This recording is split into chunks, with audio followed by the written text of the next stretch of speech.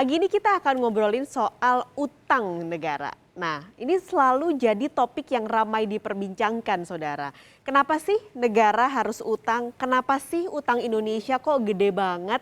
Kenapa sih nantinya yang harus bayar bunga utang sampai anak cucu kita dan lain sebagainya? Topik yang selalu dibahas oleh masyarakat. Nah, kami Kompas Bisnis pagi ini akan mencoba mengulik utang dari data-data yang ada. Sebenarnya berbahayakah utang Indonesia? Nah, kita akan bahas pagi ini, saudara. Dari data yang kami ambil dan kami dapatkan dari Kementerian Keuangan, bahwa yang lagi banyak diperbincangkan adalah soal posisi utang Indonesia yang saat ini di bulan Februari 2022 mencapai 7.000 triliun rupiah. Gede nggak sih itu angka 7.000 triliun? Kita lihat dari perubahannya, saudara. Kami ambil dari 4 tahun ke belakang, dari 2019, 2020, 2021, ada penjumlahan atau ada perubahan yang cukup signifikan dari 2019 ke 2020 penambahan utangnya. Sementara penambahan di 2020, 2021 dan terakhir di Februari 2022 terbilang lebih kecil penambahannya dibandingkan ketika 2019. Kenapa? Karena ketika itu ada COVID-19 di 2020 dan banyak pembiayaan utang dialihkan untuk pembiayaan COVID-19. Nah, ada lagi satu data nih, saudara, kalau Anda lihat ini yang digaris titik kuning ini adalah persentase rasio utang terhadap PDB. Apa sih persentase rasio utang ini? Jadi ini adalah angka yang menunjukkan kemampuan Indonesia untuk membayar utang. Jadi cara ngitungnya adalah total utang nanti dibagi dengan PDB Indonesia. Nah, tahun ini pemerintah memproyeksi tingkat utangnya akan mencapai 43%. Sementara di Februari angkanya ada di angka 40,17%, dan nanti di tahun ini rencana ada penarikan utang 973 triliun rupiah. Pertanyaannya lagi, 40% ini gede nggak sih sebenarnya? Kalau kita bandingkan dengan aturan Undang-Undang nomor 17 tahun 2003, angka 40% ini dibilang aman atau terbilang aman karena undang-undangnya sendiri menetapkan angka 60%. Itu batas maksimal rasio utang terhadap PDB.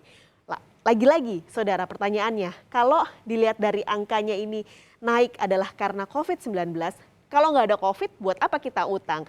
Nah, tidak hanya untuk kalau ini penanganan COVID, tapi ketika tidak ada COVID, kenapa negara harus berutang? Salah satunya adalah untuk pengembangan infrastruktur, lalu juga bisa untuk bantuan sosial, beberapa kebutuhan yang memang dibutuhkan di tahun tersebut.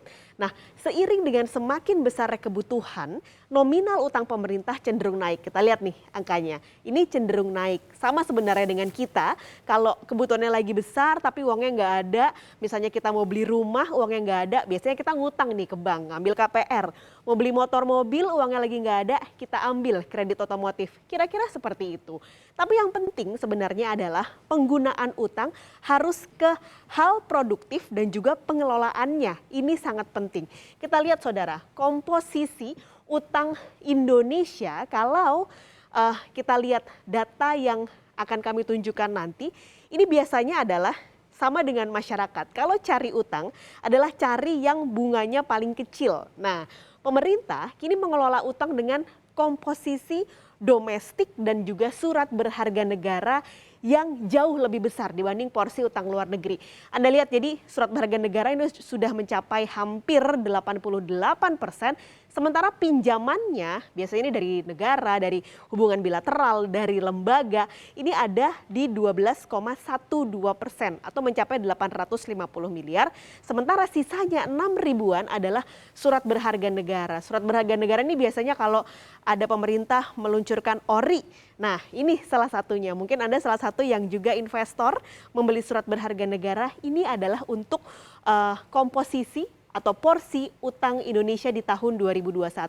Jadi komposisi domestiknya memang diperbesar oleh pemerintah. Nah, Menteri Keuangan Sri Mulyani, saudara, pekan lalu berbicara soal masalah utang ini dalam jumpa pers KSSK. Terutama bicara soal perubahan komposisi utang. Kami berikan kepada Anda pernyataan dari Menteri Keuangan Sri Mulyani. Mengurangi issuance dari utang dengan penggunaan SAL paling tidak sampai dengan Maret ini adalah penurunan 100 triliun. Kita akan terus melakukan adjustment dari sisi berapa jumlah penerbitan, tenor dari surat berharga yang akan diterbitkan, serta waktu penerbitannya, dan juga terutama sekarang juga dari sisi komposisi mata uangnya.